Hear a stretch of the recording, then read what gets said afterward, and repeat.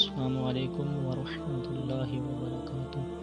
پچھلی ویڈیو میں ہم نے سورۃ البقرہ کی آیت نمبر 26 اور 27 ان کا ترجمہ جانا تھا۔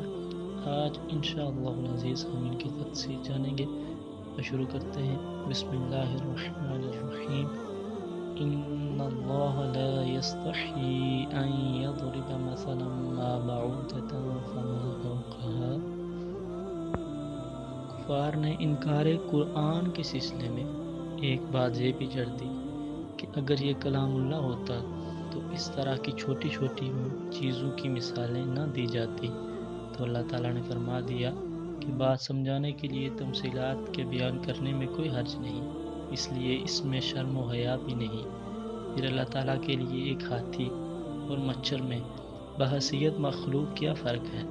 سب اس کی مخلوق ہے، ہاتھی ہو یا مچھر کے پارو بازو، یعنی اس سے بھی چھوٹی چیز۔ فوق کے معنی اوپر، یعنی کوئی ہاتھی سے بھی بڑی مخلوق۔ اللہ تعالیٰ کو ان کے بیان کرنے میں کوئی امر مانے نہیں، اس کے لیے مخلوق سب برابر ہے۔ اما الذین آمنوا فیعلمون انہ الحق من ربہم واما الذین کفروا فیقولون ماذا اراد اللہ بہذا مثلا یضل به کثیرا ویہدی به کثیرا وما یضل به الا الفاسقین۔ اللہ تعالیٰ کی بیان کردہ مثالوں سے اہل ایمان کے ایمان میں اضافہ ہوتا ہے اور کفار اعتراضات شروع کر دیتے ہیں، اس طرح ان کے کفر میں اضافہ ہوتا ہے، اور یہ سب کچھ اللہ تعالیٰ کی مشیت سے ہوتا ہے۔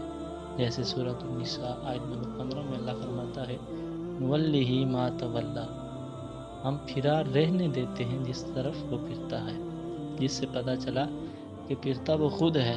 اللہ تعالیٰ جبراً نہ کسی کو ہدایت دیتا ہے اور نہ گمراہ کرتا ہے، جدھر کی کوئی صحیح کرتا ہے ادھر کے اسباب پیدا ہو جاتے ہیں۔ رہی یہ بات جو بعض حضرات کہتے ہیں کہ یضل به کثیرا ویہدی به کثیرا، سے مراد یہ ہے کہ قرآن پاک سے بہت سے لوگ گمراہ ہو جاتے ہیں اور بہت سے لوگ ہدایت پا جاتے ہیں، تو یاد رکھیں کہ قرآن پاک ہدایت کی کتاب ہے، ہدی للناس۔